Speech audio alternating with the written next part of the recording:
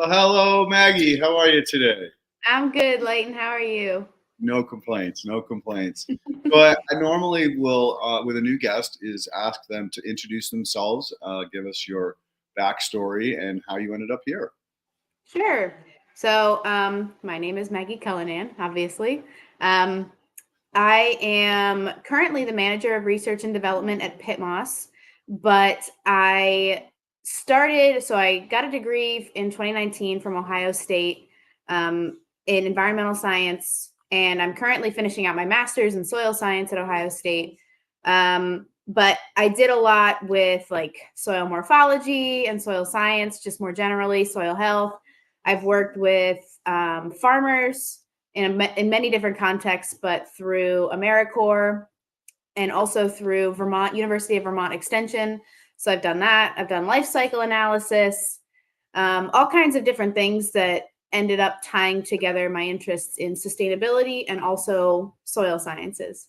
So that's my brief background, but and then I should also mention I helped coach the Ohio State soil judging team, which was a lot of fun and where I get a lot of my interest in soil morphology and soil taxonomy, which is a whole different thing.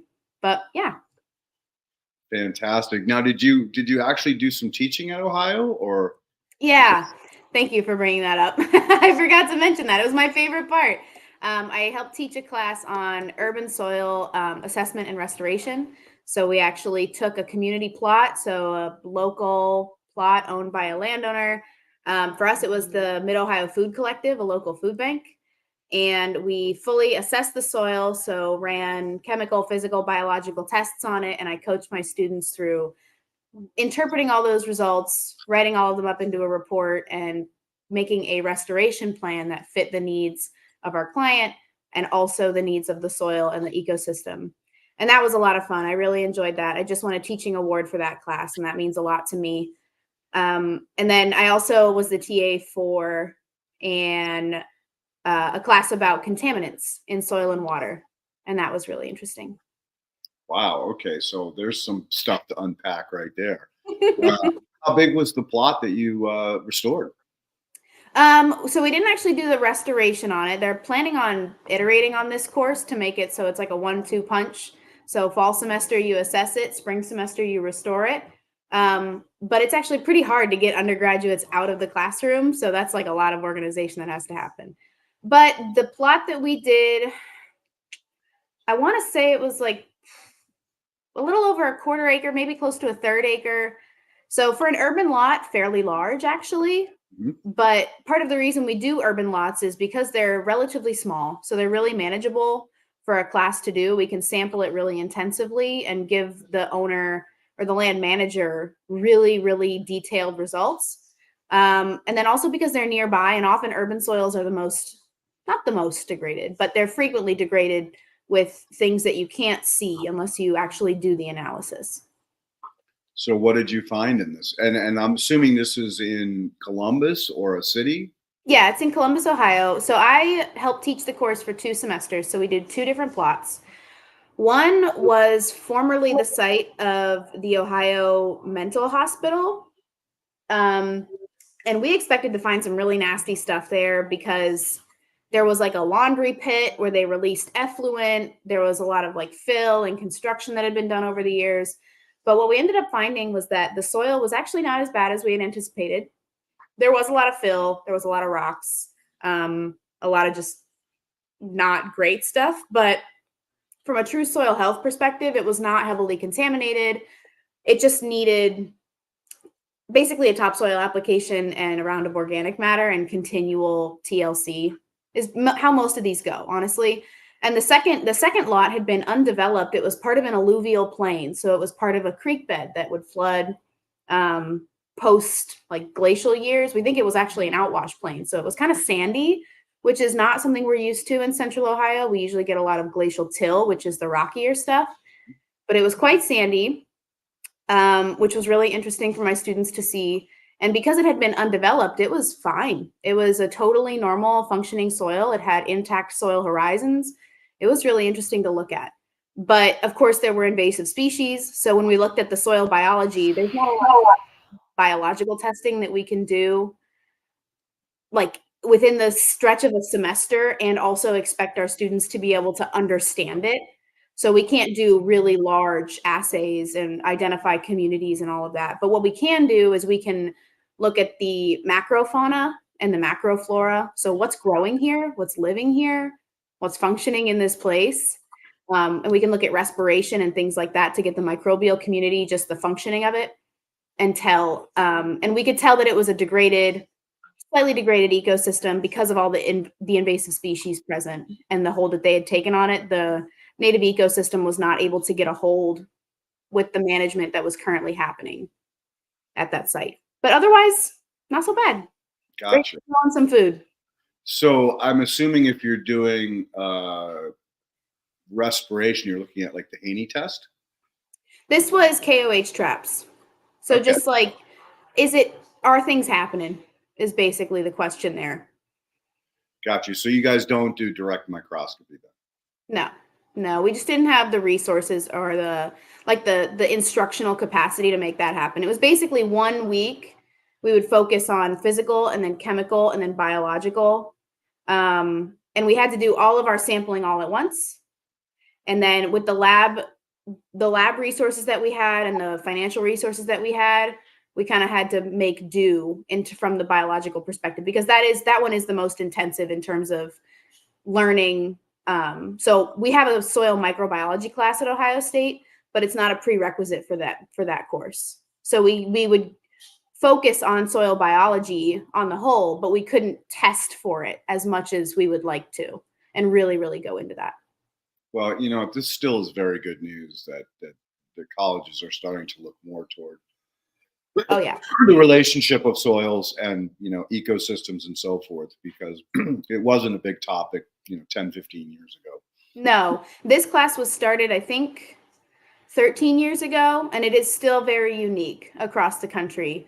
For me, urban soils are a big interest of mine. I think they're fascinating, especially because they're in such a unique human-dominated environment. But yeah, soils are kind of just now getting the attention they deserve, and as far as the complexity of the system that it is. Agreed, 100%. And yeah, I'm very blessed to have worked in a lot of urban environments early on, right after getting out of Rodale. And a lot of the stuff I had to work with was, like you said, either fill or engineered soil. And either one of those are very difficult to transition into especially a healthy growing soil. So something that had a lot of organic matter in it, drained, and et cetera. You could plant things in it. Right. So that's always been a real big challenge. And the latest round, starting to work with a couple of different communities in New York City to deal with tree pits and some of the other, they're green zones, but they're also very toxic because of the past. And that's typically how the state ends up with these land, is that nobody else wants it or they can't build it. And so they go, oh, here, we'll donate it to the city. So yeah, we've worked with that class has worked with the Franklin County Land Bank before, for similar reasons. Basically, just like, we have land available, we don't know what it looks like, but we need somebody to figure it out for us, and you've got a bunch of hands, so let's try it out. But it's really nice to be able to contribute to the community in that way, because we ran close to 75 samples on like a quarter to a third of an acre, which is unheard of. That granularity is not necessary for most soil sampling applications. If you want to teach your students how to process samples and take samples and map variability across a landscape, then yeah, that level of granularity is great. But for for that lot, I probably could have taken 3 or 4 samples and been fine. You were teaching, so that's the the important part, was that it was right. And then we were able to give the land manager, who was interested in growing many different types of crops, a really detailed overview of what their soil looked like. We also took soil cores, so 4 foot deep 4-inch diameter cores with a hydraulic probe to see what the soil morphology was like. And that is really interesting for our students. On one of our lots, our second lot that we did, it was on a slope. So it kind of like started up here and then it had a back slope and then a really long foot slope. And of course, the soil morphology was completely different up here versus here versus here. And that's a lot of fun for our students to explore, just the different depths and the horizons and everything. Do you attribute that slope to erosion of some kind or man-made or? Yeah, we think the slope was at least partially man-made because we did find some buried A horizons. So those upper soil horizons, a lot of people think that all soils have an O horizon. A lot of them do not. An O horizon is kind of hard to find, especially in like an urban or disturbed environment, or even like a cultivated environment. They mostly start with an A horizon, but we found some buried A horizons, which is indicative that stuff had moved and was put on top of it. That can be due to, flow of materials down slope. But in this case, we think there was a development, like a apartment right nearby, like next door. So we think they had actually leveled things and stuff had moved down the slope a little bit. But then, of course, erosion is always present. It's ever present. It's always there. So we think it moved down. And then on the foot slopes, the soils were actually really shallow, which was kind of interesting and surprising. So there was definitely some erosion at play. But of course, that's never the only answer. Right. So speaking of that, do you think that there was some slump going on as well? Was the horizons high clay, high silt, something that could slide? No, I mean, anything can slide given the right conditions. Some things are more susceptible than others, but we don't think it was slump necessarily. It could have been like I was talking about the mass wasting. That's kind of what we also refer to as slump, is like when it all of a sudden kind of moves down the slope. But we think it was just normal water flow taking those particles down. But that's only like towards the bottom where we saw those buried A horizons. That was definitely human movement because this slope was not big enough or steep enough for it to fall all at once. Yeah. And then the stuff on top wasn't jumbled. It was jumbled, but it had like organized itself again later. So it was a really interesting set of profiles to work with. So the soil probe, the 4-inch soil probe, is that one you hand crank or did you actually have? No, so this is a Giddings probe. It is 4 feet long and 4 inches in diameter, the cores. And it's mounted on the back of an F-250. And it's ginormous, this thing. It's gas powered. It is a major, major piece of equipment. And sometimes the soils, when we were sampling, you're supposed to soil samples after it's rained and then drained, because that's when the soil is weakest structurally. The water helps lubricate the spaces between the particles. But in this case, it was just bone dry. And it was the only time we had to sample it because it was like August and school's starting and we got to get going. So we sampled it and it was lifting up the back of the F-250. These soils were so rock solid. Oh, man. Yeah, it's funny how just a little bit of moisture can really loosen the soil up. In the work out here in California, it's like it's crust. Like you spray water on it, it just runs off. And so it's a real challenge to get it loose enough that you can actually work it. We did a restoration on avocados and lemons, and I had to get the guy, the ranch manager, to start irrigating 2 to 3 days before we stepped in to do the restoration. And every day he would be able to up the irrigation a little bit more before it started to run off, which was really helpful. But so I'm very familiar with the phenomenon. Ask any farmer in the springtime too. I mean, they'll tell you that a little bit of rain can really mess up some plans. You can't take a, multi-ton piece of equipment out on some wet soil. It's just going to turn into mud and then it's going to run away. But for anybody who's out there, like thinking about testing their soil, let it heavy rain, Wait 2 days, take your samples then. It'll be perfect. Yeah, agreed 100%. Especially if you're doing probing. Like Yes. I have hand augers that I use to probe, and those two are just an absolute nightmare to get started unless you have some moisture. Oh yeah. Most people we bought a new house and I bought a bulb digger, actually a bulb planter. Okay. Works great for digging soil samples. Truly. I mean, it goes down about 6 inches, which for most people is fine. Yep. 6 to 8 is usually what we're Mm-hmm. at. So same. What does the bulb digger look like? It looks a lot like your average soil probe, 2 handles on top, a long bar, and then it's actually got 2 foot pedals.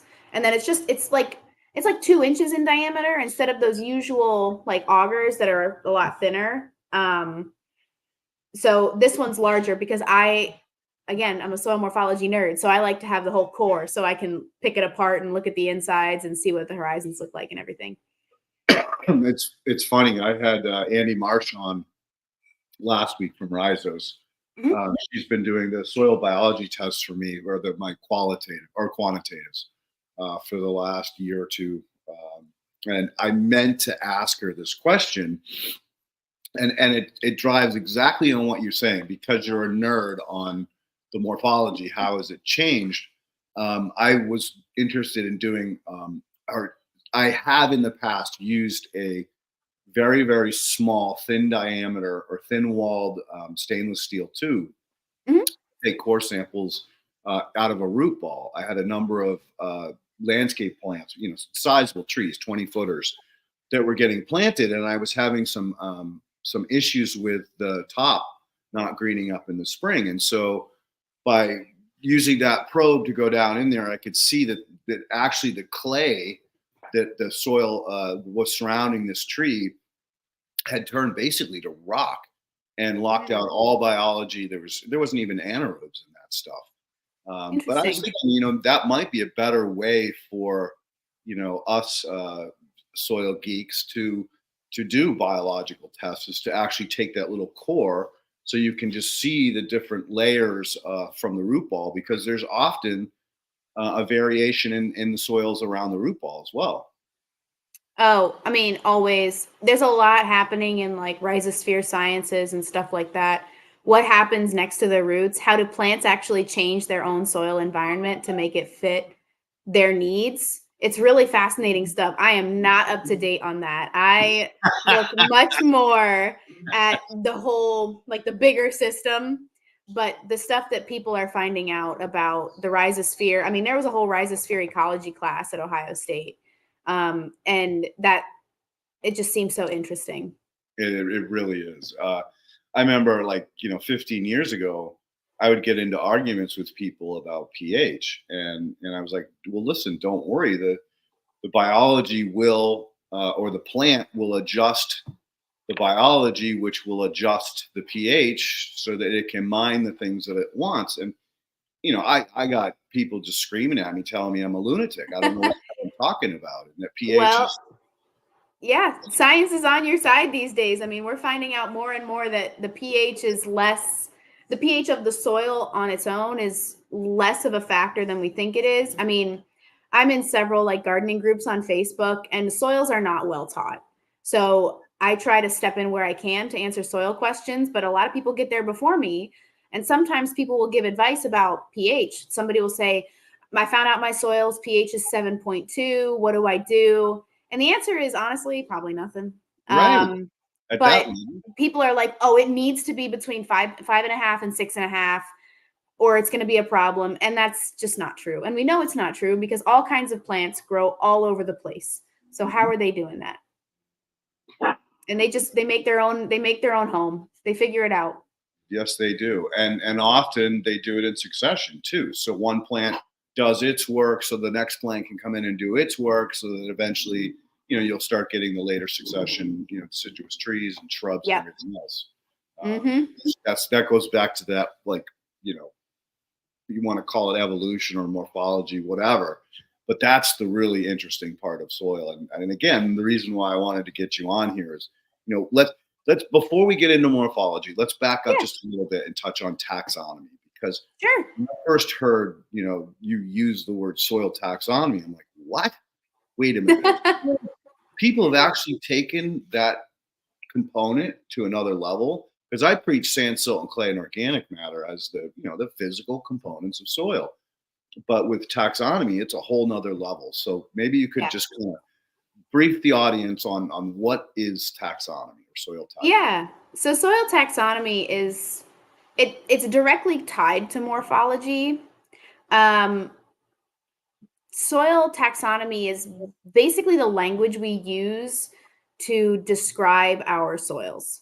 So if there are 12 soil orders, lots of people know that, especially if they're interested in soils, but it goes so much deeper than that. So if you're familiar with biological taxonomy systems, so kingdom, phylum, class, like a domain, class, all those things, all the way down to the species level, we are like Homo sapiens. That's taxonomy from a biological standpoint. There is taxonomy from a soil standpoint. So there are alpha sols, mollisols, histosols. All of these different soils are described with different words, and then we can get more and more descriptive about the soils just by using this language system that we have created. So something like an oxyaquic haplodalph, that means something. It's like an actual, you can pick all of those pieces apart. Oxy, aquic, hapl, yud, alph. They all mean something, and it all describes a certain soil and what it looks like and what's going on with it. How do you relate the actual words, and it's not words, they're groups of letters that like kind of like Greek, that they're the root word or the root of the word. So how do you relate those back to the physical parent material of sand, silt, clay? It's less about, so sand, silt, and clay, I think of, those aren't so much materials as they are sizes. They're particle size classes, right? So it's sand, silt, and clay might be made of a ton of different things. It could be limestone in origin. It could be sandstone. It could be shale, pick a stone, granite, whatever. It could make one of those particles. But the morphology and the taxonomy the taxonomy comes from the morphology, right? And the morphology comes from how are those particles aggregated? How are they arranged, those aggregates in the soil? What colors do they display? How does water move through them or sit within them? How are they arranged on the landscape? So like relief, are they on a slope? What's going on? And those are the big one. How long have they been sitting there? How weathered are they? That sort of thing. That's what governs the taxonomic system. So let me try to think of an example.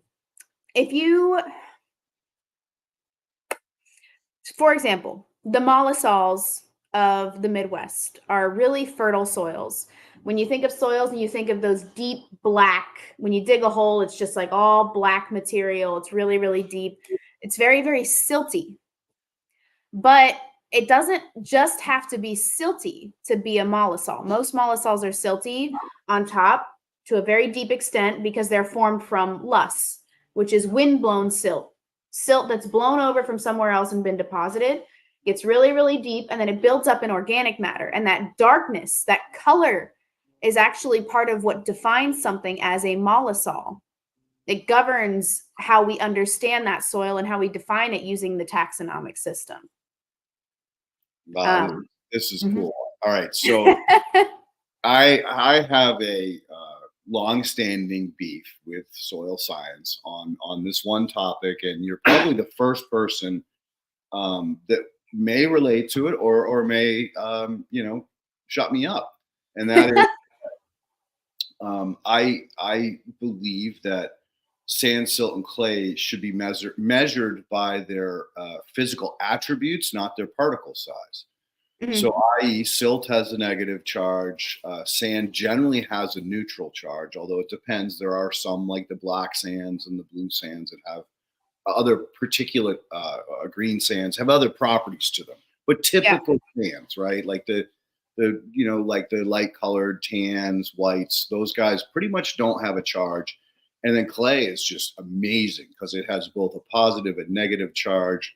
It expands, which people don't understand, contracts, so it can hold water to some degree. And so when you put them in water, specific gravity tests, obviously the sand settles first, then the silt, then the clay, and obviously the organic matter either floats on top of the surface of the clay. So in my mind, those should be the governing factors to describe the material, not specifically the sieve size. So how do you feel about that statement? You're kind of, I'm going to agree with you in a sense because those things are governed by the particle size. So the attributes, the way these particles behave actually comes from how small they are. So sand behaves a certain way. It has less to do, like its relatively neutral charge has to do with the fact that it does not have a ton of exposed surface area relative to clay. Clays have a lot of like broken edges. You know, they can be arranged in different ways. They can be in like sheets and stuff. Certain clays expand, certain clays don't. That depends on what material they're made of. Are they like 1-to-1 clays? Are they 2-to-1 clays? What's like the actual chemical structure of them? But a lot of this is actually governed by the particle size itself.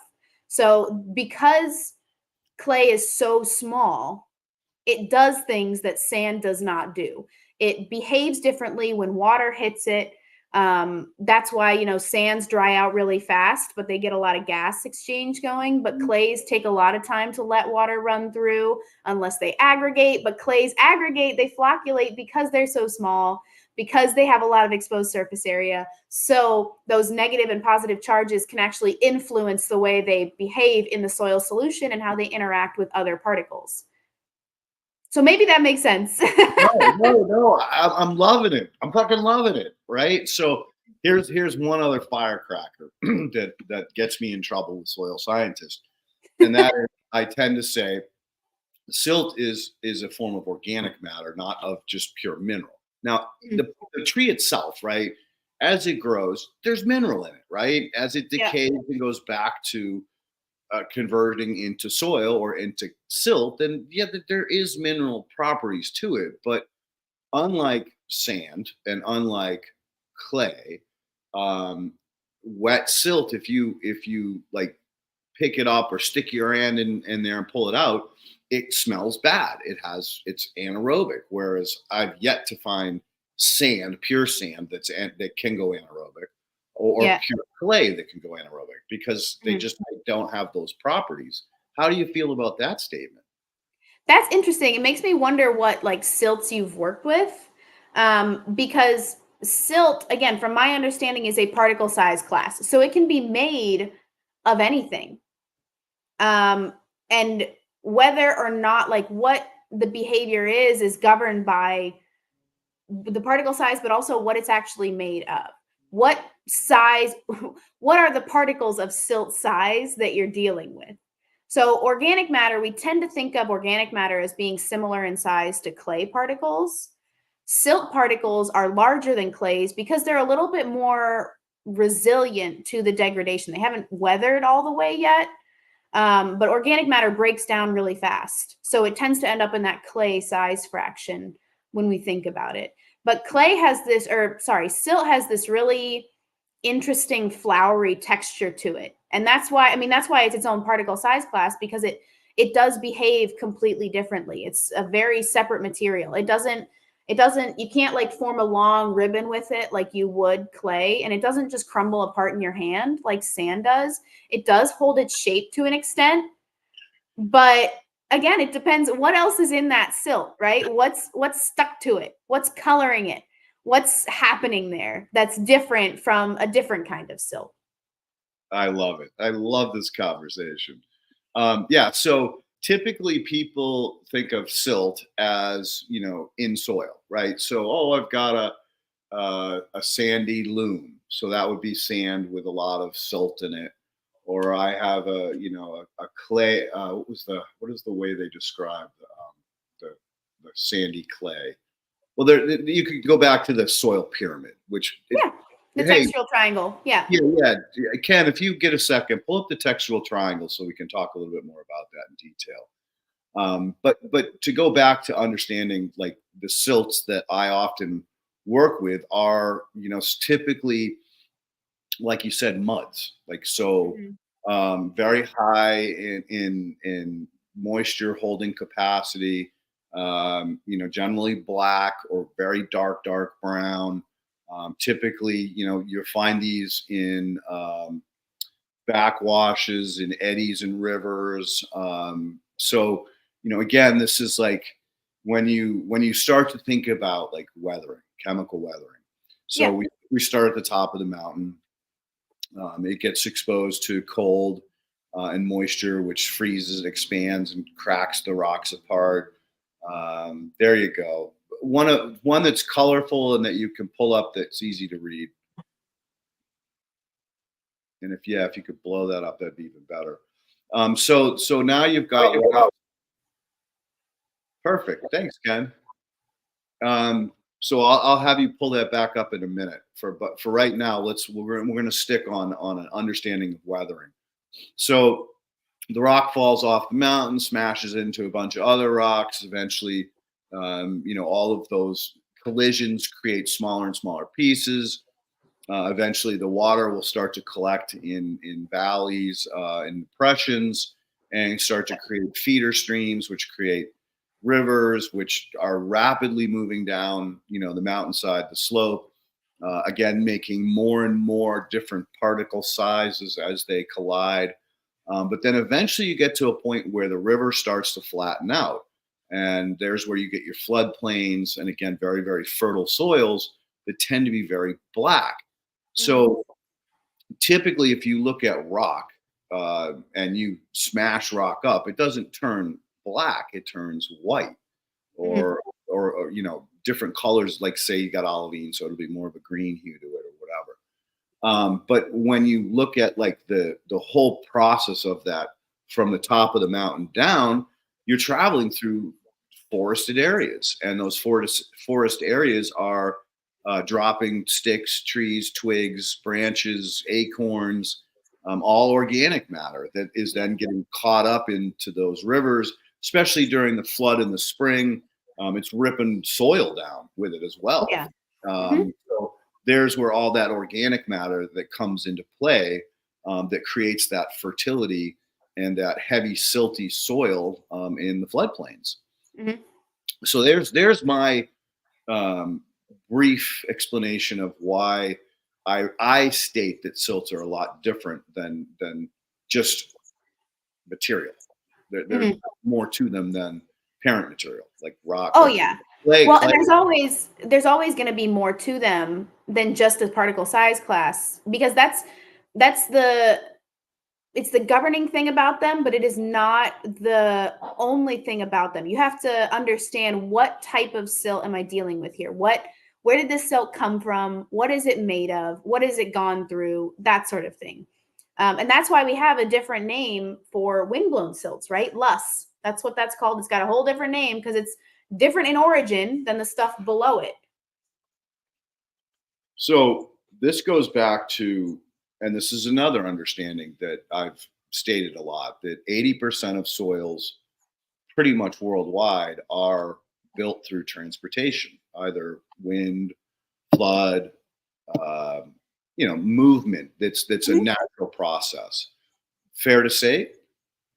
I mean, I would think it'd be hard to say no, just because, like, that construction and erosion are primary factors in soil development. So we can talk about constructional landscapes versus erosional landscapes. Like, for example, the Badlands, that's a purely erosional landscape. And that has been defined. The soils haven't developed because they're erosional, but they are the way they are because that landscape has been eroded by water and wind over such a long time. And the materials that are now exposed and present at the surface as soil are exposed because of that movement. It's the same thing with our depositional landscapes, our constructional landscapes. In Ohio, our soils are largely the way they are because glaciers came through and dumped a bunch of stuff, rocks, sand, all kinds of things. And that movement of material and that deposition there is made the conditions, the preconditions for the soils that exist. And then there's micro topography to consider, right? Micro highs versus micro lows. What's up here, 2 feet up could be totally different than what's here 2 feet down if one's in a slump and one's on a tiny summit. Yep. The summit will always be experiencing erosion. It's always going to get things taken from it. Whereas this slump is always going to be experiencing deposition from that nearby summit. So that movement, of course, is a governing body of soil development. The only time you would get soils that are not touched by that is if there was no wind and no rain. And that's pretty hard to come by. Mm-hmm. That's a great explanation. And when I get called onto a project, the client is often like, well, how do you even start this? And it's like, well, first thing I do is I observe. The best science is paying attention to what's going on around you. So I look for depressions, bluffs, swales, natural swales or natural berms. Then I look at the diversity of the plants because the plants really can tell you so much about what's going on. Oh yeah, they can. So that's where I start. Then I decide, okay, I want to test this. I don't need to test that. I'm really interested to see what kind of biology I'm going to find here. I'm not going to waste my time with checking the biology over there. It's too dry. It's too compact. Mm-hmm. So there's a little bit of common sense, but it's definitely kind of like overwhelming when you really walk onto a field or a site that you've never been to, and you've got to quickly assess it to start determining how best to approach this project. Maybe you've got some insights that you'd like to share on how you would go about that type of assessment. I mean, you're totally right. It's about taking stock of what's there, but also what you need to know. So for people who don't necessarily work in the professional soil sampling space, where you go out and you have to determine what's happening for somebody else, a lot of times you're looking at your yard and you're like, man, what's going on out there? And there could be many different things. My first question oftentimes is, what does the topography look like? Is there a flat part here and a slope here and then another flat part? Is there a cliff? Is it all flat? Is it kind of a general bowl? Is it a general summit? What's it look like? And that can tell you a lot. It can guide your approach to the space. I tend to do zonal sampling. So I divide up an area into zones, right? Based on the topography, because again, the topography governs most of what's happening in a soil, besides your obvious like climate. But that's something you can't like, if you're on one property, it's all got the same climate. That's a constant. You don't have to worry about it. Unless you get like a weird wind protection. I mean, there's so much to think about. I know. But maybe that can tie into the 5 factors of soil formation, which can actually maybe help people figure out what to look for when they go out to a site. The 5 factors of soil formation, as defined by Hans Jenny in 1941, are climate, living organisms, relief, parent material, and time. You can kind of forget about time unless you know something's been recently deposited. Because when we're talking about time in soils, we're talking about hundreds, thousands, tens of thousands, hundreds of thousands, millions of years. Totally different scale than what we're often working with. But if you know a bunch of rocks were just dumped on this site in 1970 and they've been covered up, that might be worth being its own zone.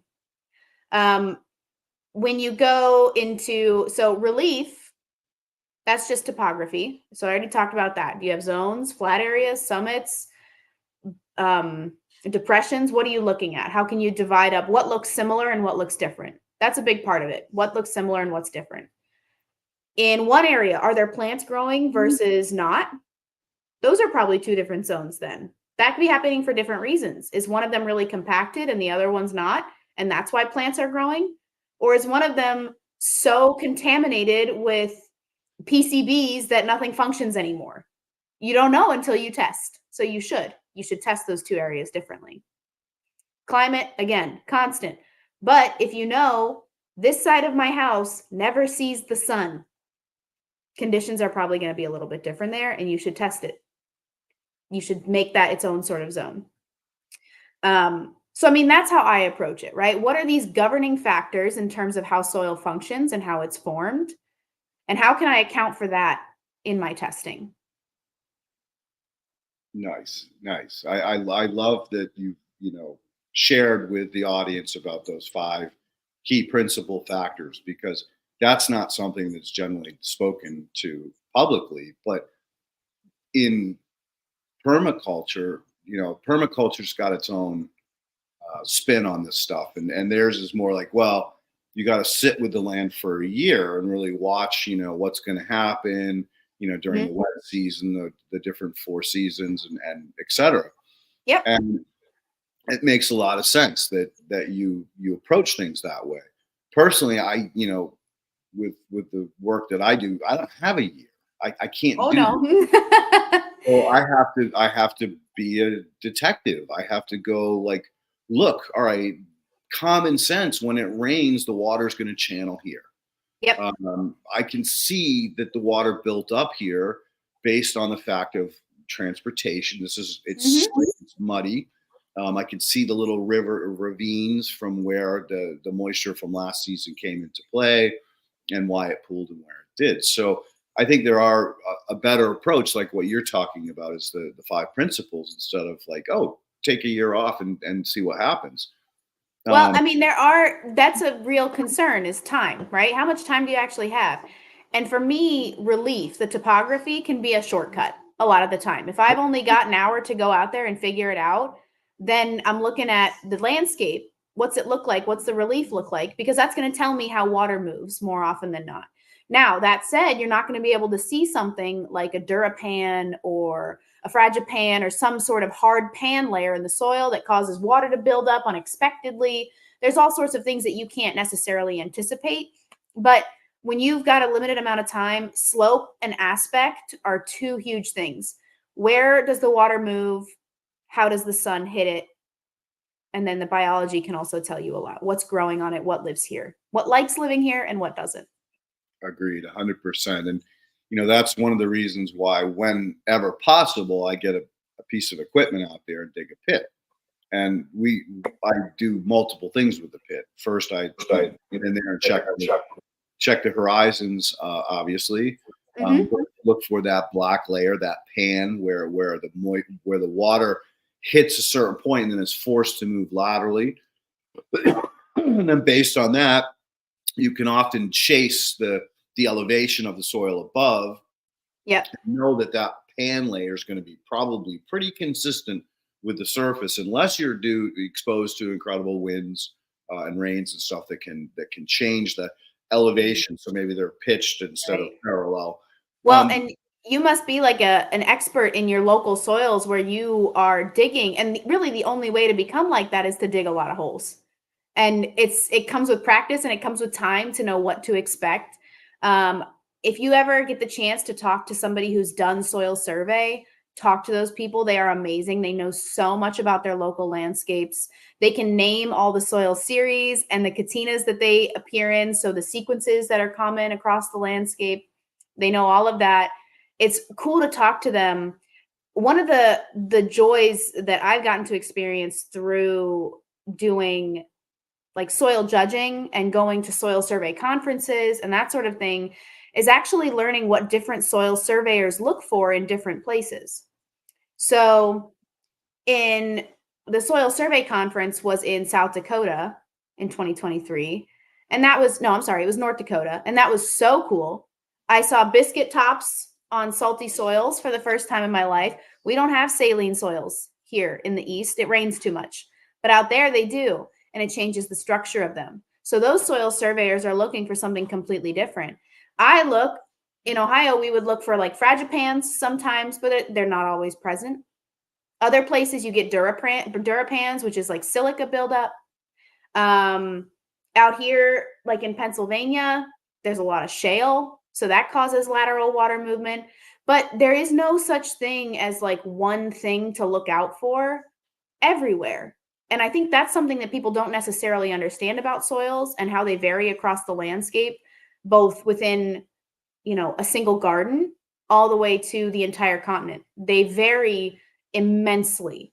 So I can be trained in soil morphology, but if I don't know what to look for when I go to Texas, I can only describe sort of what I see, but I'm not going to be able to do any of those diagnostics in my head that I can do in an area with which I'm more familiar. Man, Ken, perfect timing on the gold bar, because that's what I was going to say. Was that is some of the best advice that this audience can hear. And yes, I do work with a lot of soil surveyors because I have to. I have to know where the lines are. I often want to see the topography of it. Because yeah, when you're walking the field, it's different than when you're looking at it on a flat sheet of paper with all the information present for you. And the greatest way to assess soil or assess a site is to have that topography plan in hand while you're walking around, because it really gives you a much deeper three-dimensional view of what's going on there. Oh yeah, and you can see greater patterns in the landscape. So like, at least in Ohio, right? That's where most of my experience is. So I'm going to talk about it a lot. But you can see, if you have a topographical map, you can see glacial structures that are not visible just to you. A moraine can just look like a hill. If you don't know it's a moraine, then you never know. Drumlins, same thing. They just look like hills. Eskers, cames, all of these things, all of these important glacial landscapes and landforms, unless you have that bird's eye view, it can be really difficult to see. Are you familiar with the Web Soil Survey? No. Okay, you have to check this out. I know I sent you books on soil taxonomy and soil survey. The Web Soil Survey is an online portal that's managed by the USDA and the NRCS. And you go in and it's like this kind of older looking website. I actually really love it. It's like way pre-Web 3.0. And it's excellent. You click a button to like get it started, and then you draw out your area of interest, and it will actually show you the polygons of all of the different soil surveys. Yeah, so hit start WSS up at the top. That's the cute little button that you click. And then it'll take you here. And then you can zoom in anywhere that you want. So if you type in an address, any old address, so on the left, it'll say click quick navigation. Right under that is address. Up, it's the top one. Yep. Oh, down. You just passed it. Down, right there. Yeah, so type in any old address. You want to type in my address? Because I live in a really unique place. So 4921 Dunes Circle. Ooh, Dunes Circle. Oxnard, California. Wait, you're going to hate me when you see where I live. But the actual like area is so wow. All right. So now you're going to go up to the top left of that little window, and there's a little magnifying glass with a minus sign. Yep. Okay. Now click right in the center of the map, and it's going to zoom out for us. It is a really old interface. Okay. So now you're going to go up, and there is a little AOI button. It's a rectangle, red rectangle to the right of your cursor. Or the left one. Yep. Okay, now go over the areas that have like farm fields and houses and just draw a big rectangle. Just click and drag. Perfect. And then release. It'll create your area of interest. And it might take a minute. Okay, now you're going to go to Soil Map. It's one of like the file folder tabs at the top. It's the second one. Up above. Right there. Yeah. So those are the soils that are mapped in your area. And it tells you all of the map unit symbols on the far left of the map unit legend. So you have Anacampa sandy loam, 0 to 2% slopes, Camarillo sandy loam, 0 to 2% slopes, loam. These are, so the first word you're seeing, Anacampa, Camarillo, Coratillos, that sort of thing, or Corralitos. Corralitos? Yeah, Corralitos. Those are all soil series names.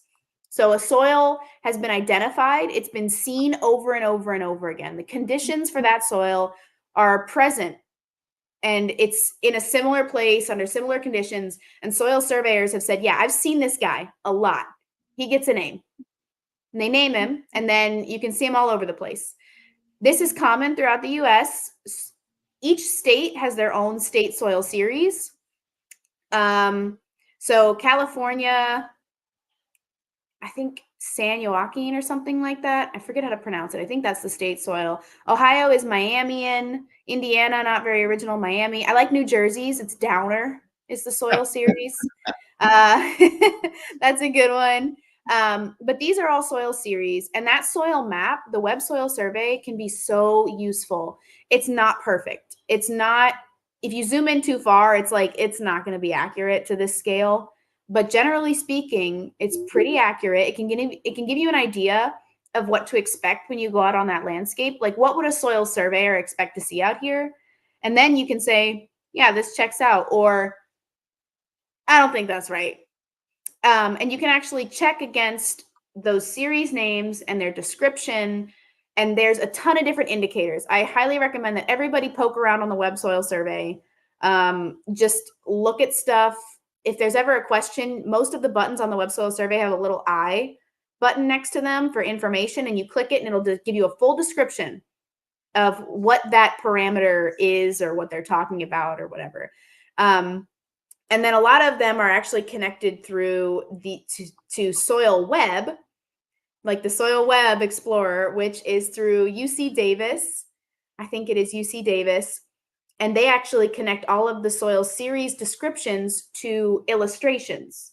So you can see a picture of all of the soil horizons and how they're described. So A, B, B, W, whatever, C, R. And then it'll show you the colors as well that are based on the official series description through the USDA. There is so much to explore out there about soil taxonomy, soil morphology, soil mapping that people just have no idea about. Damn. It's really fun. Damn, what a toy. Oh man, I'm check me off for a month. I'm gonna go play with that fucking thing. Mm-hmm. I couldn't. So I remember in a previous conversation, I told you everybody is born on a soil somewhere.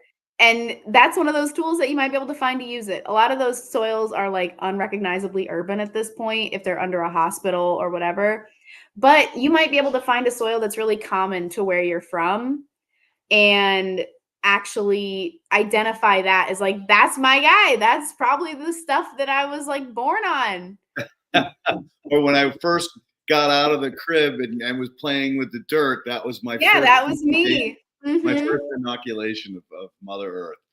Well, cool. And that's the thing. You can, if you move around a lot, you can define your life in soil series. You can say, I was born on this one. I went to school on this one. I got married on this one. I graduated college on this one.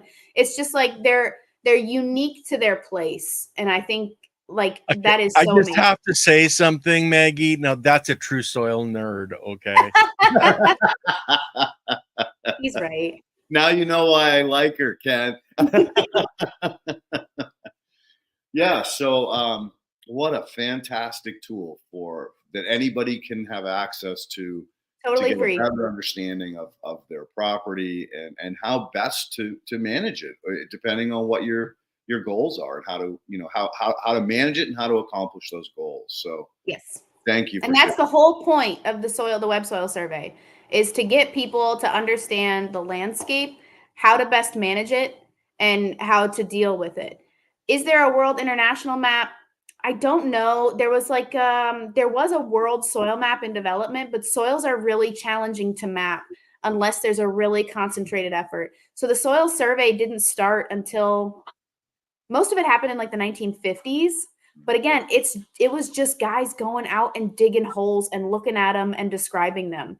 Just hundreds of thousands of millions of holes, because you can't dig a hole every square yard. You can't do it. No. So you have to go out and you have to learn, you have to dig enough holes to understand what the relationships are like in my area, what does the summit look like versus the shoulder versus the back slope versus the foot slope versus the toe slope versus the wetlands versus all of this? What are the patterns in the landscape? And we call those katinas, right? Topo sequences. How do soils change from the top all the way to the bottom of a slope? And it's those governing patterns that allow us to actually make soil maps. If there was no pattern to soil development, we couldn't map them. It wouldn't be possible. Fantastic. Fantastic. Yeah. And, you know, it goes back to like, or I should say, let's bounce into morphology. So morphology means transition, change from one thing to another. Mm-hmm. And typically you think about like erosion, like you brought up the Badlands. Like, I don't know if the audience has ever been out to the Badlands, but it is some of the baddest ass land I've ever seen. I mean, it's like, Amazing. You're on another fucking planet, man. It's crazy. And then you look at like Hawaii, right? Or Vietnam. You see these incredible, super deep ravines where the water has cut these channels to the point where it's like, how could that even be possible? These vertical spires. It looks like sandcastles, right? Yeah. So you start to wonder, all right, so where all of that eroded material has gone, I mean, eventually it gets pushed out into the ocean. It creates deltas, right? And those deltas create some of the most fertile aquatic environments on the planet. I mean, that's why the Gulf of Mexico had the best shrimp in the world, or the most abundant shrimp, was because of the Mississippi River bringing all of that fertility. All the nutrients and organic matter. Yeah. And supporting the biology, which was supporting the plankton, which was supporting all the way up to the whales. And so when we talk about morphology, it's the same thing, but it's on a very, very smaller scale, much smaller scale, correct? Yeah. So when I talk about soil morphology, I'm talking about, what does the soil look like here? When I dig a hole and I look at the side of it, what are the horizons? For everybody who's not familiar, soil horizons are layers. Those layers can be generated in several different ways. I'm not going to go into all the exclusive ways. So these are all the different like state soils.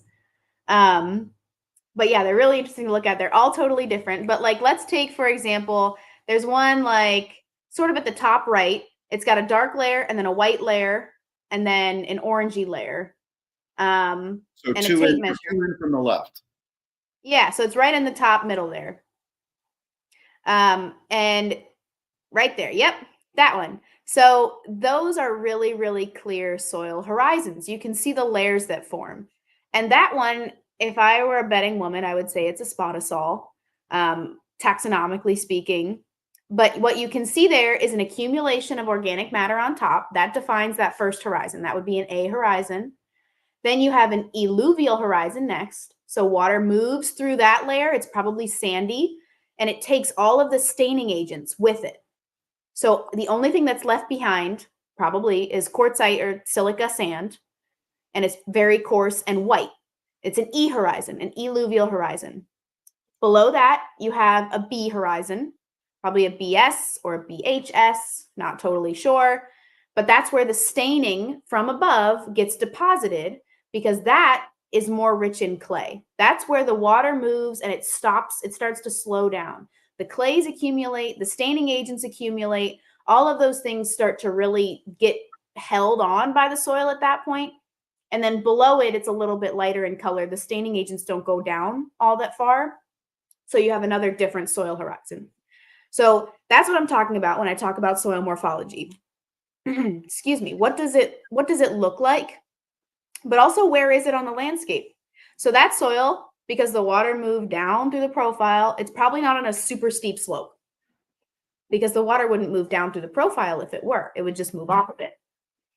So I can sort of deduce that. I can't guarantee it, but it's not unlikely that it's on a relatively flatter area.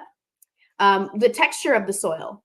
Up top, it's probably a little bit finer, so more silts, more clays than down below. It's probably a pretty sandy soil if it's got that E horizon, but up top, it's got so much organic matter contributing and so many plants growing in it and causing chemical weathering and all of this action that's happening that it's probably finer up top. That's why it's darker too. That alluvial horizon is probably pretty coarse, like I said, because water moves through it, things don't stick to it, and it washes everything out. And then underneath it, it's probably got more clay because, again, those smaller particles from up top move right through that E horizon, get deposited in the B horizon. Did you notice that there was like a little bit of a slope to the staining agent too? Yeah, that's so water will move down through the profile even on a slope. But if it's like a really steep one, the odds are less favorable. So it can be a more shallow slope, and it'll still happen for sure. And it'll create the staining agent concentration on one side versus the other. Yeah, it'll move through the profile, but it will do it following the slope of the landscape. That was kind of what I was trying to suss out. Yeah. And the staining agent, would you call that a humic acid? Yeah, so humus is kind of one of those things that's like in debate, but a humic acid is that's likely. So I mean, I tend to, like, when I'm explaining it to my students, I tend to just go with like organic matter, like staining from organic matter, or like, sesquioxides are a big component of that. Iron governs a lot of the color in soils too. So if you find yellows or reds or grays, that's probably iron doing a lot of the work there. But yeah, humic acids can play a role. Organic matter that's the other thing I describe it as, is just organic matter or staining agents that are organic in origin that have that really dark color. Yep. And obviously mobile, because otherwise they wouldn't penetrate. Water soluble to some extent. Yep. Very cool. So when we look at age, time, here we go. This is another one. I'll bounce off what I was going to say, and let's talk a little bit more about this. This was, I think the USDA created this. Probably the USDA. Yes. Yeah, to have a better understanding of how these materials relate to each other. So on the three corners, you have sand, silt, and clay, correct? Yes. And the reason that the corners are different sizes is it tells you how dominant that particle size class is. So you have to have over 85% sand and less than 10% clay in your soil to be considered a pure sand. So that we're talking beach sand. Like, it's got to be almost entirely sand for it to be considered a sand. In contrast, clay, there are proportions of sand and silt at which just 41% clay makes that the dominating soil texture. That is governed. Everything above that point functions like a pure clay soil. So you don't even have to have 50% clay yet before you're like, yes, this is just a clay soil. That is how water moves through it. That is the governing particle size class in this soil. And then, and you can see the whole triangle is kind of shifted downward almost. You would expect the loam to be like an even mix of everything, but loams are like 20% clay in the middle, but they're anywhere from like 9% to 27% clay, because that clay is such a dominating factor. Silt and sand, on the other hand, have a much less dominating effect on the soil texture. Yeah, and you would think that like loamy sand or sandy loam would also be a bigger overall piece of the puzzle, because that's like the whole Midwest, right? Yeah, a lot of the Midwest is a lot of loams. It really does depend on where you are. A lot of them are like silts. Yep. And like not silty clays, but yeah, just like a lot of like a silt loam is a lot of the Midwest, and a lot of those mollisols and stuff. So yeah, that's a great perspective on understanding how these particles also dominate the other particles, right? So a little bit of clay goes a long way.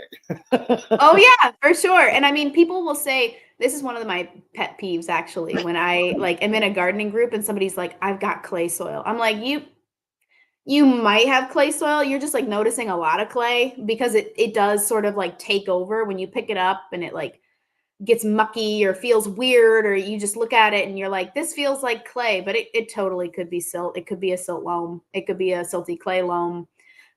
It's not necessarily just dominated by clay, but that is the thing.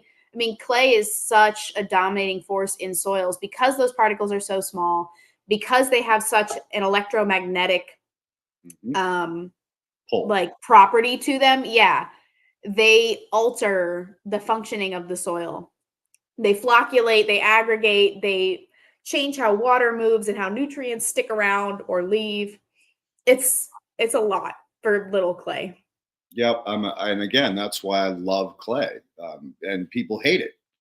Like you said, the Gardeners Club. Well, you know, here everyone's like, oh, fuck clay, clay, clay. And I'm like, no, clay is amazing. It has so many valuable properties to it. It does. Like you said, it can change things. It can transition things.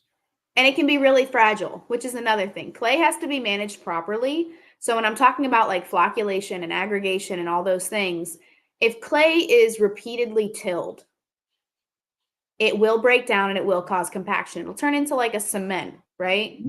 We've been doing a lot of home repairs. So I've been dealing with a lot of like drywall mud, which when you mix it with, it forms a paste, right? You can like smack it on the wall and it's like smoothed out and you can sand it. It makes a smooth sort of thing. And clay, when you grind it, when it gets ground down into tiny little particles, it can do the same thing. It can turn into that paste, that mud. And when it solidifies, it becomes a solid layer. And that's the trouble with clay. So you have to make sure that there's enough additions of organic matter and there's enough there's a minimization of disturbance to the point that those larger aggregates are not being broken down. They're being left alone. They can develop their own structure so that gas and water can move through the soil without the clay getting in the way. Great explanation. Yeah. And if you look back in the ancients, what do you think they used for mortar? Right. I mean, and stucco. It was the best material that was available to them that had incredible, you know, heat holding capacity, protection from weathering, wind and water. It was an amazing building material. And again, in the soils, it does the same thing. If you're taking care of it and not abusing it. Right. You know, that's again one of the biggest problems with what the Romans learned, that they just they tilled 4 times a year and they just tilled off everything. And all that was left was this compacted clay that they couldn't grow shit in. So, well, and I mean, I think I've seen a lot of this misunderstanding about how tillage causes compaction in a lot of like the groups that I've been in. So people don't really understand. They're like, well, if you're loosening the soil, then how can tillage cause compaction? And it is this breakdown. So I've used this analogy several times now, but it seems to be one that gets people to understand. But basically, if I say, here's a bucket and here's 4 big rocks, fit all the rocks in the bucket, and one of them just will not fit.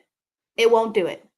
If you crush that rock up, it'll fit. It'll fill in the spaces between the other rocks. And now you can fit all your rocks in the bucket. They won't be big rocks anymore, but they'll all be in the bucket. It's the same thing with clay and aggregates. Even silt, anything can end up too compacted. It can end up too heavy, so to speak. If you take large aggregates, big clumps, and you break them up with tillage over time, and they get smaller and smaller and smaller and smaller, what happens is those small particles eventually turn into individual particles, tiny individual particles of silt or clay, and they fill in the cracks between the other aggregates. And that prevents water moving down and up, gas moving down and up. It changes the functioning of the soil and it limits the productivity of that soil. So tillage may be necessary every so often. Actually, mechanically breaking up the soil can be useful in certain situations. But on a regular basis, you're shooting yourself in the foot because over time, you're just going to cause all of that precious structure, especially if you have a heavy soil, you're going to cause all of it to go away. And one of the ways to remediate that is with organic matter. Clays, because of that electromagnetic pull that they have, and organic matter also has an electromagnetic pull, they stick to each other.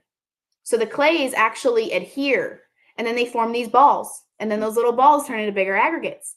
And guess what? As soon as you have big aggregates, you have space between them. So it's like, it's this entire system that has to function together. And if we interrupt that system too much, we can't maximize our own use of that system. No, and that's I tend to speak it about it a little different. I call it migrating fines, but it's the same thing. Yeah, It's those same fines principle. migrate with water down Mhm. into the and plug everything up. And the other part of that too is what we call plow pan, where literally the plow Yep. can't get any deeper, and it's glazing over the soil, creating that zone that nothing Oh, yeah. can penetrate, roots Yep. nor water nor gas. Well, And and you touched on erosion too earlier. Mhm. You also mentioned Stokes' law earlier, which is where larger particles settle out of solution faster. It's the Mhm. same principle. If you keep tilling and you keep breaking up those larger aggregates, we all understand intuitively that you need more water to move a larger object. So if you have, let's say like me, you're drywalling one day and you have drywall dust all over your boots. You can take a little stream of water and get it off really easily. But if you've got like big rocks on your porch and you've got the garden hose, not big rocks, but like let's say you got some gravel that's been tracked onto your porch and you've got the garden hose, you have to plug it and make a jet with that water in order to sweep that gravel off the front porch. It's the same idea. When you break down those larger aggregates into smaller particles, they become easier to move. So now you risk losing them due to erosion. When they were stuck together and they were in an aggregate, a clod this big, they weren't going anywhere. But now that they've turned into tiny little particles and they're sitting on the surface exposed, they've got nothing on them, the water and the wind will sweep them away faster than you can blink, truly. I love the way you state that, because in my job, I'm faced with, okay, it's all little particles. There is no freaking aggregates. How do we get it to aggregate? Because without aggregation, you can't get water movement, you can't get air and gas exchange, you Yep. can't get plant root depth. Yeah. So it's the same damn principle, but on opposite ends of the spectrum. Like Yeah. how do you get to that sweet spot where you're creating aggregates, not destroying the aggregates? Yep. Um, But you're still allowing the soil to serve the function you need it to yeah, serve. yeah, and that's where the biology comes in, because the bacteria generate these biofilms, which naturally bond the little clay platelet to the little Oh, silk yeah. platelet, and then they expand because the bacteria obviously wants to grow and grow and grow. So as it grows, it covers more and more particles, pulls them together in an aggregate, and then Yep. I've been blessed to actually been able to microscope a lot of different aggregates and see that, like, literally there are multiple different environments within that aggregate. So you'll have a little swampy area, you'll have a little deserty area, you'll have Yep. all these different climates, based on the biology, based on how the water is being moved in and out of that aggregate. But it's like Horton and the Who, man. You can get lost in that. You can. And I mean, so that's an important point that you bring up about the bacteria and how they function. I am sometimes guilty of, and many soil scientists are, of not explicitly stating that, right? Like when I say organic matter, I'm also talking about like bacterial necromass and Mhm. all of those like little teeny tiny microscopic guys. I'm not talking about blades of grass or leaf litter. I'm not talking about that. I'm talking about little bodies that have functioned and died and produced their own conditions, exudates, an actual body, things that other things stick to. We find goes back to the rhizosphere discussion that we were having earlier. We find that plant roots and bacteria create, I mean, all of the exudates, all of the goos and the films and the glues and everything that they produce plays a huge role in soil aggregation. And that's like how it gets going. That's how those things start to aggregate and stick together. They drive that process, and that's why you need organic matter in the form of like composts and manures and things that are alive to actually inoculate that, get that functioning going, and start promoting that process. Agreed. And there was a term, I think it was rhizos clod. So anytime you pull a plant out of the ground Yeah. and you have this big clod, that would be considered a rhizus clod. So it created a clod around its roots to hold the moisture, to create those microenvironments that we were just talking about. So I know you got to cut out in 15 minutes, and we've got 5 questions here. So we're going to have you on again for sure. So let's tear through the questions and make sure that you have enough time to answer them. Sure. Okay, the first one is from Casper. For Maggie, could she share the name of the textbooks they're using for those courses? Sure. So the courses that I taught, we actually didn't use textbooks. There was no textbook for the urban soil course. We were like making that. So that's a big challenge. But I think the one soil microbiology textbook that I have is literally called Soil Microbiology. Really original. But Leighton actually might have better recommendations for like didactic texts on that front. Soil physics, there's lots of books on soil physics. I wish we didn't use a lot of textbooks, because a lot of this science is so our viewpoints are changing. It's not the same old stuff that was taught in the 1950s and 60s in soil science courses. There's a lot of material on, so this is a good one. The Soil Survey Manual, you can actually get for free through the NRCS. There's an online version. The Keys to Soil Taxonomy is also available for free. I sent Leighton a free copy through the NRCS Depot. So you can get all these things for free. But I would check out the Soil Survey Manual. I would check out the Field Guide for Describing and Sampling Soils. I believe it's what it's called. And also the Keys to Soil Taxonomy 13th edition. You can also wait. There might be, in the next few years, a new Keys to Soil Taxonomy coming out with a new soil order, our 13th, which is going to make the yearly calendars that they do more difficult. But the 13th soil orders, they will be anthrosols, so human-made soils. So that'll be really exciting. Fine. I mean, that's the whole friggin' world I live in. Is, I love Elaine Ingham, but she's all based on undisturbed soils, and I'm like, Elaine, everything I do is undisturbed. Everything is disturbed. There's no such thing. So the anthrosols are a whole new class. They're mostly for urban soils, like really, like the landscape has been so changed that it is the fact that urban development is what governs their functioning. But that's really exciting. The international soil sciences, like they've had technosols for a long time. They're ahead of us.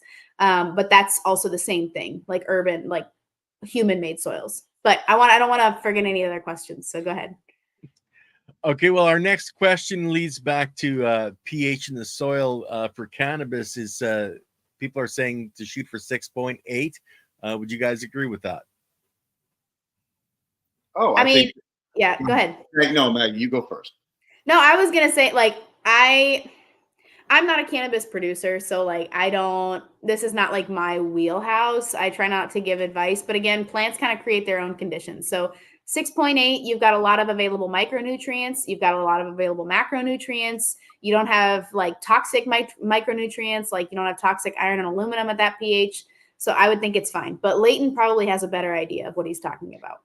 I go for 6.5 to 7.5. Anywhere in there, and the microbes will adjust the rest.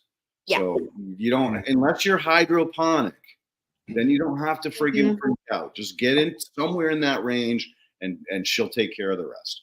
Yeah, soils have amazing like buffering capacities.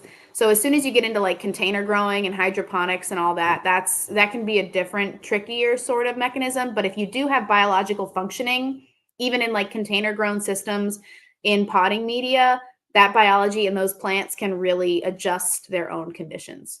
Just like they do in the aggregates you were mentioning a few minutes ago. Yeah. So then Casper would like to, really stupid question, and ignoring the chemical side, but could one in theory just grind up sand really fine to make it act silty or clay? Not a stupid question, not theoretical. You can totally do that. Like I said, they're just particle size classes. So it's the same thing when we talk about like porcelain or people that actually throw clay. I mean, it's just that stuff is manufactured. They grind up rocks real teeny tiny until they get those particles. They get enough, exposed edges of the particles with electromagnetic charge such that they start to behave differently. That's what governs their functioning. And by crushing and compacting and grinding, they are stimulating atoms and protons, which are creating those microcharges that make it adhere better. But also just keep in mind that clay is generally generated by glacial activity. So you think about tons of ice grinding rocks against rocks. That's one of the primary sources of clay. And then you have volcanic ash. And this planet used to be very, very volcanically active. So that's why we have such high levels of clay pretty much everywhere. Yeah. So we'll go on to Aaron here. PittMoss wasn't a huge component of my soil blend. It seems better suited for my worm bin, but it does hold the water. I'd be interested to see a chemical report on it. See how cardboard has PFOS, I believe that says. I think he means PFAS, so Yeah. PFAS, polyfluoroalkyl substances. We have tested our stuff for PFAS. It's come back clean, so undetectable. So that's not necessarily a worry with our stuff. PittMoss does have different properties. We also have a worm bin at the plant. They do like the stuff, so that's good. We're also testing out some worm blends, so for like bait companies, for worms to be able to live in it. But if you're just starting out with PittMoss, it can definitely be different than you're used to with typical components like peat moss or coconut coir or bark or perlite, whatever. It does function differently. It holds water better. So you can start, if you're nervous about it, you can blend it in at a rate of about 25 to 30% and start to get those PittMoss benefits. So those water and gas exchange benefits in your potting soil blend. And then once you start to work with it and you start to understand how it works, then you can use more in your potting soils and it'll hold water longer. It'll behave differently to your benefit. It allows you to use less nutrients, that sort of thing. And actually, I did want to mention, I work for PittMoss because I am a soil morphologist, because I care about soils so much. So I remember being at a soil judging contest in Michigan, not Michigan. It was Stevens Point, Wisconsin. That's where I was. And we were next to a sod farm. And Leighton has heard this story already. So sorry, Leighton, you're going to hear it again. Go. But we were actually looking at a histosol. And histosols are those soils that are defined by the accumulation of organic matter. So they're big and deep. And that's the same stuff. Histosols are the same types of soil. It's the same soil order as a peatland. Peatlands are histosols. So we were looking at a histosol, big, deep, dark organic matter, beautiful, smelly, like good earth, dark, all of that good stuff. But then right next door on the other side of like a little ditch was a sod farm where they were growing sod. And if you don't know how sod is farmed, they grow a bunch of grass on a big flat field. And then when it's high enough and the roots are developed enough, they actually come across and they scalp it and they roll it up. So they peel off that layer of sod and the topsoil with it. So like an inch or two. And I was looking at it and the histosol was like up here and the sod farm was like way down here. And I was like, man, I bet that stuff used to be way up here too.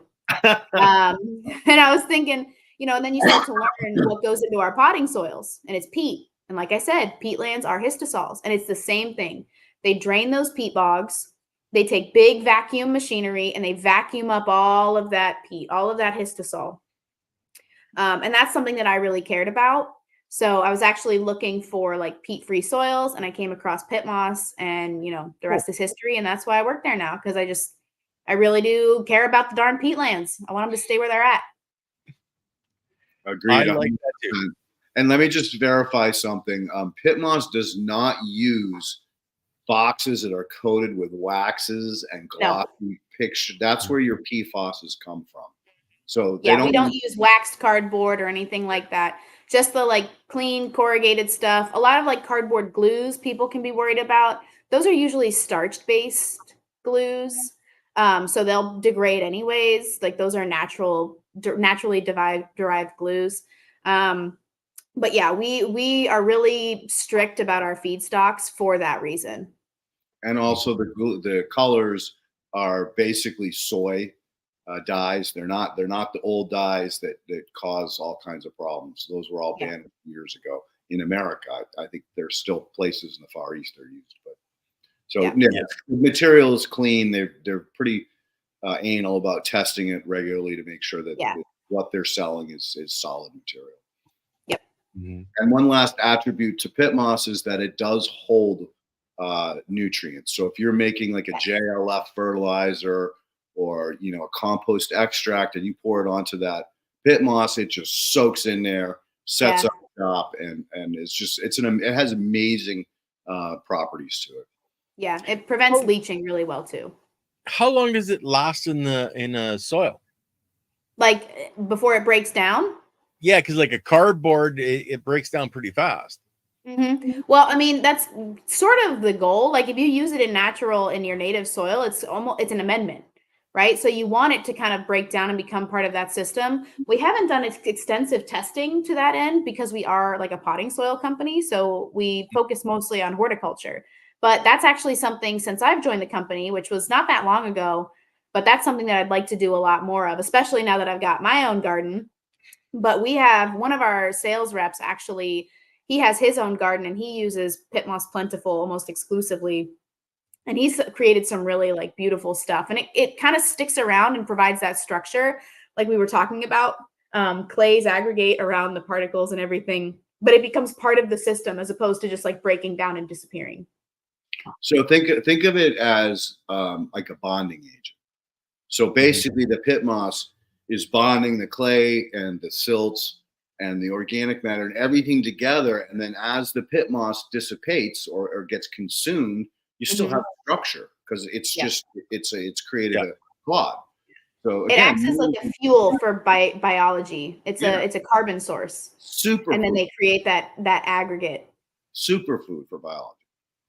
And I'll get into the story about why I know that after she's answered the last question, because she's got to bounce in 3 minutes. Well, actually, the last question is for you, Leighton. So you can go on talking, and we can ask that afterwards. Okay. So some of the exciting things that I know I am, and I'm sure Maggie too, is when we start working with Dr. B on some formulations. I'm presently trying to gear them up to start working with Ecosphere and applying muncher juice to that PittMoss, because now you've got the ultimate carbon source that's thirsty. Mm-hmm. It's not hydrophilic. It's not hydrophobic. It's almost hydrophilic because it'll just soak the shit in. Oh yeah. You'll have biology. You'll have nutrients in an ionic form. You'll have plant hormones, all kinds of different peptides, etc. So the potential for that marriage between, Ecosphere Sciences, muncher juice, and PittMosses, whether it's Plentiful or one of the other mixes, is going to be an amazing project. Right. Well, and we see a lot of potential for like the regenerative ag space with PittMoss, because it's, especially if you inoculate it with something like that, something that is so biologically active, something that can kickstart that soil functioning, that soil biological functioning. You could use PittMoss with that as like a biofertilizer delivery system, essentially, and then get that regenerative ag going a little bit faster than you would have, because right now a lot of our regenerative ag is just like intensive rotational grazing, which is really cool and a very interesting and sophisticated system, but it requires a lot of labor to like really get going and take off. And you need to be an animal expert. You need to get into animal husbandry. And a lot of farmers, look, they're so focused on their farm, they don't have time to solve. Now I got to start dealing with cows and calves and all of these other things. It's a lot of moving parts. Yeah, it is. It's like aquaponics. It's a whole nother level. I know plenty of people that are good with plants, but you give them some fish and they kill them. Or people that are really good with fish and you give them plants and they kill them. So it takes a really special person to do that form of regenerative agriculture. Whereas with PittMoss and a biological stimulant, inoculant, and all of those goodies together could super jumpstart, not just kickstart, super jumpstart. I mean, you're going to have aggregates within a few months. And if you don't till it, you're going to have huge aggregates by the following year. Yeah. So you got a hard stop in 10 seconds. So thank you Yeah. so much. Thank you for having me. This is a lot of fun. I don't get to talk about soil morphology a lot. I talked to my husband about it. He's really nice and he listens, but I don't think it's his thing. I don't think he gets as jazzed about it as I do. I know my wife feels the same way about biology. Okay. Yeah. But thank you so much, and we will definitely have you back on, Maggie. Thank But you. Go now, young lady, and enjoy the rest of your day. Yeah, enjoy the rest of your day. You too, Bye. Sadie. Have a great one. Bye-bye. So I'll talk about my initial introduction to PittMoss. So I was at Rodale. Got a call. Elaine got a call about. Actually, it came from two ways. One came from Elaine. The other one came from James Sotillo about trying to get Phipps Conservatory on a more sustainable path. And I hate using the word sustainable because sustainable means maintaining the same thing. It should be using as regenerative, going in a positive new direction. But needless to say, the Phipps Conservatory is a really unique conservatory in Pittsburgh, Pennsylvania. World famous. I mean, they have some of the most incredible displays. They've got trees and plants from all over the world. Each little ecosystem or greenhouse setup is its own ecosystem. Tremendous amount of tourist traffic, and they have, not only do they have these like little biospheres in the greenhouses, but they have a series of greenhouses off in one corner where they grow theme-based plants for different themes for the year. So pumpkins for Halloween, tulips for spring, and so they wanted to, and then they also had created a outreach program to local landscapers, talking about how to make compost and the benefits of getting away from synthetic fertilizers and pesticides. So they were trying to step in the right direction as far as being a public figure that's supporting more responsible ways of dealing with landscapes, as well as trying to be more responsible with their greenhouse work. So they flip over every room 4 times a year. So you think about the amount of plants that they're constantly growing, because in amongst this big all different types of trees. What was the one? Neem tree. They had this monster neem tree, just gorgeous. They'd be some of the local indigenous plants surrounding it, but there was also a lot of bare spaces, walkways, walls, retaining walls and stuff that they would bring in all these different plants and set them up along the walls, the walkways, in between the different, plant groups to kind of spruce that display up. So it wasn't the same old boring display that you saw every time you went there. So, a smart way to run a business.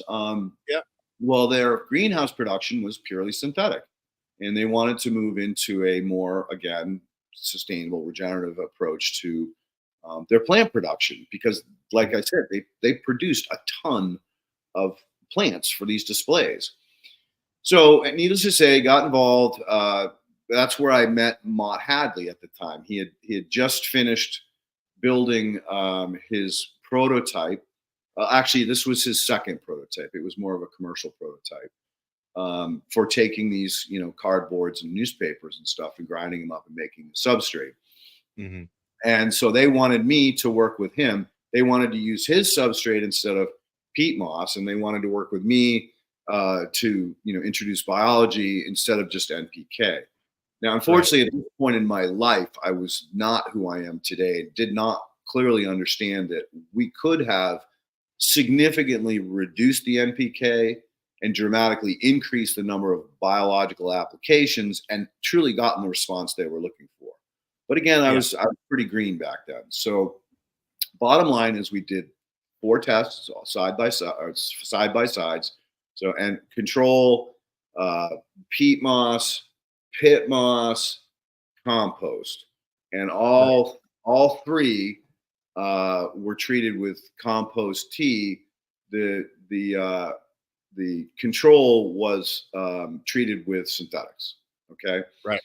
And so what we had was the best result was the compost and compost extract, but it did not come close to the NPK pump as far as the plant production, because they don't care about, you know, healthy plants, or they don't care about the number of flowers. They only care about how big they are, Yeah.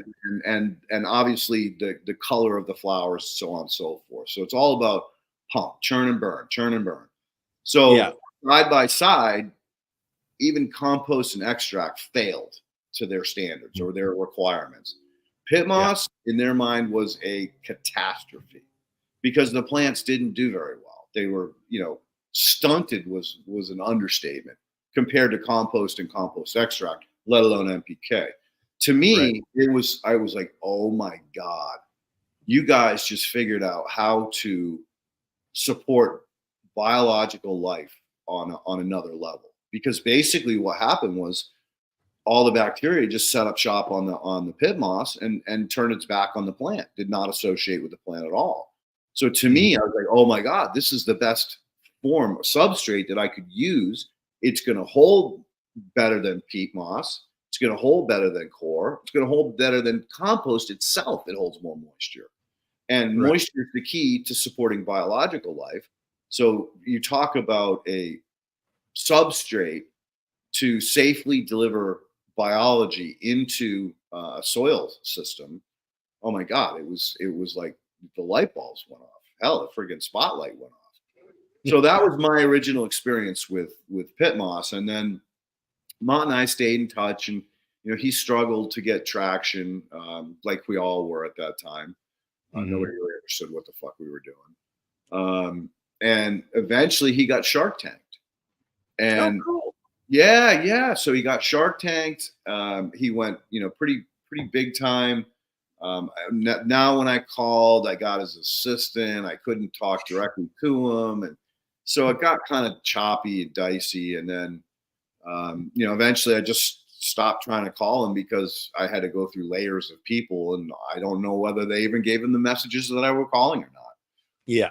And then eventually Ashley, who is basically the number 2 person there at PittMoss, heard me on Future Cannabis Project and talking about the substrate that I loved and how excited I was about it. And then I lost track of it, and now I can't find it anymore. And then she called back and said, "Oh, well, the investors bought out PittMoss, and we're reopening the whole facility. We're gearing up, and you know, I'd love to, you know, connect with you because we need some promotional help as far as getting the word out that this material exists, let alone it re-exists." So needless to say, that's how that all came about. And then to have, you know, Maggie at Soil Nerd join with them, it's just that's huge. That's next level. So I'm really excited for PittMoss's future. And yeah, if we can join Ecosphere Sciences and PittMoss, I think we're going to have a superior product for the regenerative ag space for sure. And anybody, you know, anybody growing container-based plants, because, you know, if you're trying to get away from NPK, that would be, you know, a huge step in the right direction, and super cost effective versus, you know, making much faster transition time. Much faster. And again, the production, you can produce 5 gallons every 3 minutes out of a fully operational system, a 5-ton system, let alone a 100-ton system. So, you know, it's a cheap, fast, easy way to get a large scale amount of microbes, plus the benefits of having the biostimulants, as well as the hormones and the plant growth promoters and regulators, and carbon, because there's a tremendous amount of loose carbon that comes from the muncher process. So, oh, cool. And hey, everything's based on carbon on this planet. It's always nice to have lots.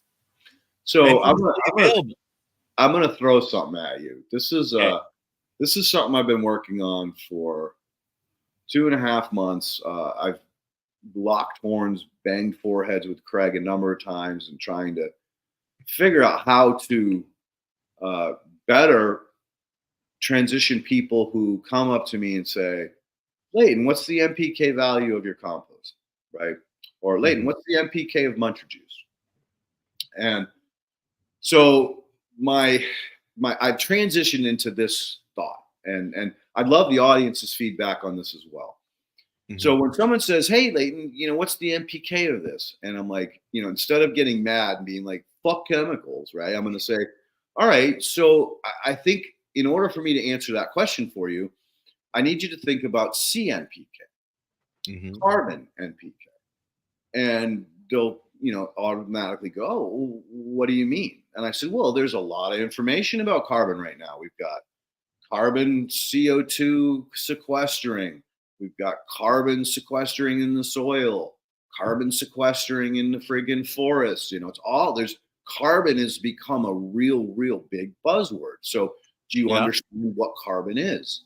And they go, "Well, yeah, I mean, a basic layperson will understand that carbon is like a building block. Maybe they don't understand it's a building block of all life, but they understand that it is a building block." So now I've got their attention and I've pulled it away from NPK because I put C in front of it. So I've made C focus, right? And then I get into like, okay, so just so you understand, if you are using NPK and you're using it in a low organic matter soil, which is basically all agricultural, large scale agriculture. At this point, they burned all the carbon off. And the reason they burned the carbon off is that in order for the bacteria to metabolize the nitrate, they need carbon as a food source that they consume first, so that they can consume the nitrate and make it plant available. So it's a downward spiral. The more fertilizers you use, the more carbon you burn up, the more fertilizer that's wasted because it's not being consumed and it's being washed away. Yeah. Oh, well, that's really interesting. I never knew that, or no one ever taught me that. And then I said, okay, so what I'm really going to do is pop your cork now, because I'm going to say C, pre-NPK and biology. And they go, "Well, what do you mean pre-NPK?" Okay, so back in 1850, nobody used NPK, but we were feeding everybody with healthy, clean food, right? Well, yeah, you're right. But the green, the whole green movement, and we got to feed the world and feed the world. Well, the world was feeding itself just fine before NPK. So is that a marketing thing? Is that a sales pitch? Because to be honest with you, for billions of years, well, maybe not billions, but at least millions, many millions of years, there was abundance everywhere. It wasn't until white man started saying, "Well, I want more. I want more of this stuff, and I'm going to trade it or sell it to someone else." That need to accumulate stuff, which when you accumulate it, a certain percentage of that is wasted, and it's not put back into the natural cycles. Yeah, it's gassing off. It's disintegrating. It's turning anaerobic. It's not feeding the soil underneath the plant that you took 10 avocados when you only needed 2, right? So you're spinning the system in the wrong direction by taking more than you need. And that's unfortunately the downside of money and the programming that we've all been forced to deal with since about 1850, maybe. Well, there was other forms of it before that, but that's when way back. Yeah, that's when the real shit started to take hold. It was the late 1800s, early 1900s. And so that is my new way to spin NPK into getting people to understand that the NPK isn't the key. The key is the carbon and the biology. And if you have the carbon and the biology, you don't need any NPK. And if you want to use a little NPK, that's fine. You just got to add more biology. You got to add more carbon, because you're going to burn those things up using the NPK. And so I don't know. What do you think of that?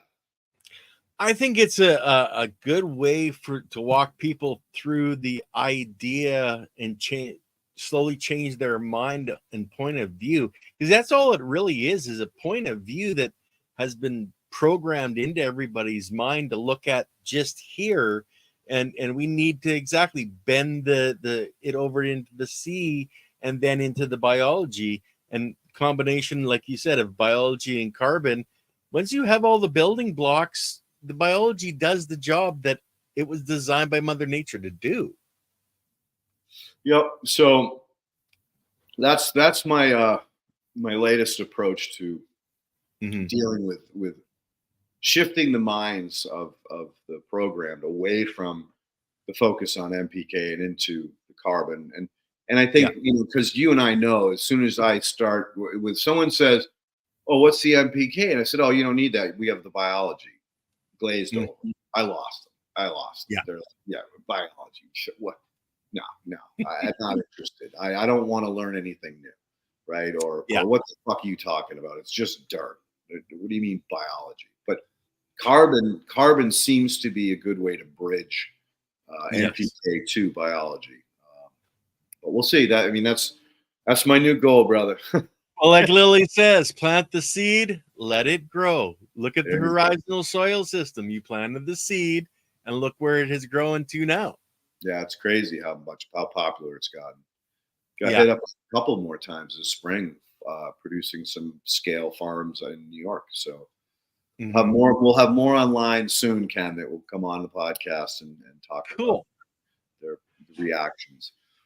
Well, and it's really good to have people share what is actually happening and what they're doing.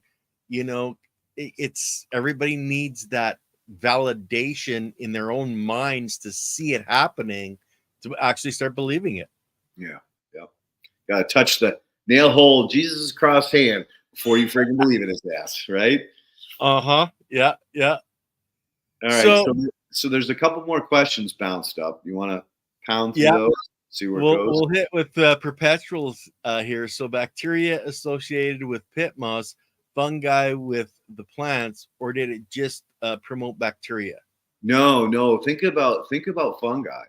Fungi are natural decomposers. Saprophytic, not mycorrhizae, okay?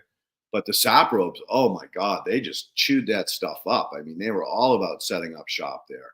The downside was that, again, the saprophytic fungi do not directly support the nutrient cycling system that provides food for the plants.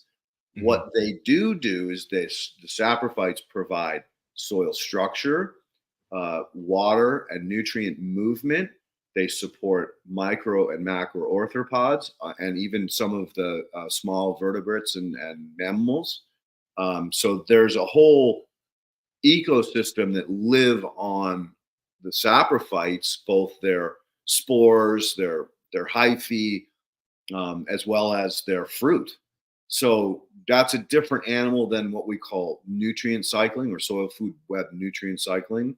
And that's where protozoa eat the bacteria and release the nutrients that were stored in that bacteria, plant available, nitrogen and plus all of the other elements. So the bacteria just set up shop. It just started consuming and gluing and bonding. Like the aggregates in that pot was nuts. When we, after the experiment failed in their eyes, I asked to take some of the plants home back to Rodale with me so I could, dissect them and pull them apart. I don't know what happened. Right.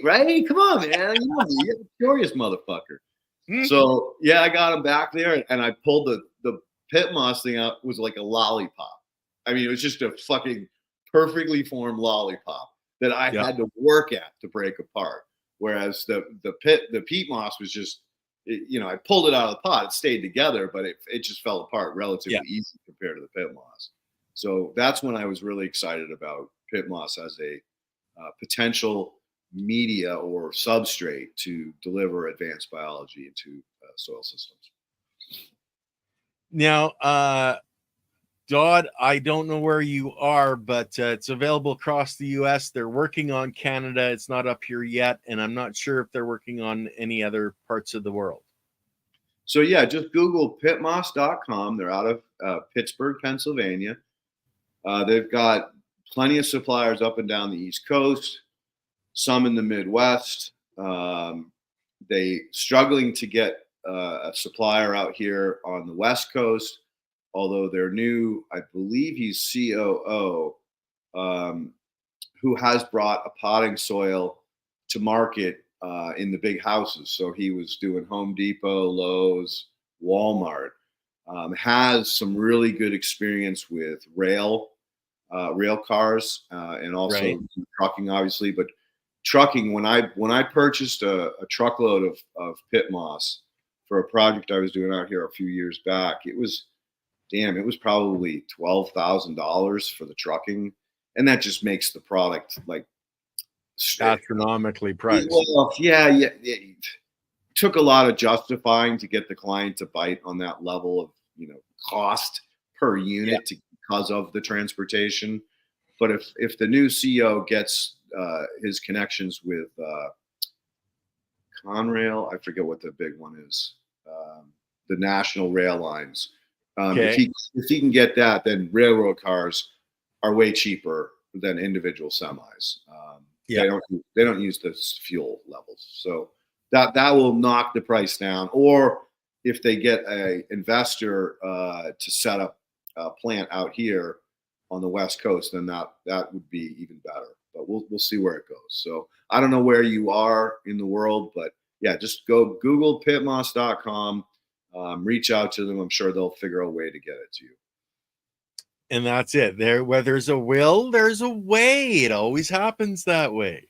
Yeah, and I think that Maggie was spot on, and I've had this conversation for years with Ashley, that you've really got to bang into these people's heads that this is not peat moss, this is not core, it's different. It holds moisture much more so than those. So you got to go low and slow till you get comfortable with understanding how to water it. And as a matter of fact, a lot of the big horticultural businesses that they have established a relationship with are ecstatic now that they've figured out how to use it, because they're saving so much in water, and water is really becoming more and more of a almost like controlled resource at this point. So keep that in mind. If you are going to use this product, that do some side by sides till you get comfortable with it, because you can cause fruit fly or fungus gnat outbreaks, root rot.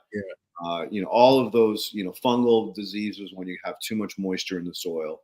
So you have to be, pretty diligent when you first start using it. And that's all. Just take your time, and it's like, don't be a moron.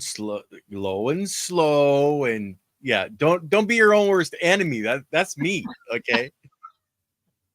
So, jumping into muncher juice. So this juice is rich in CO2. No, it's rich in C.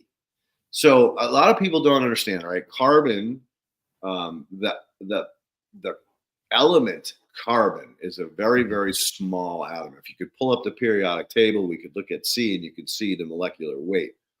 So by that, I'm telling you that pure carbon, the atom itself, is easily consumed by bacteria.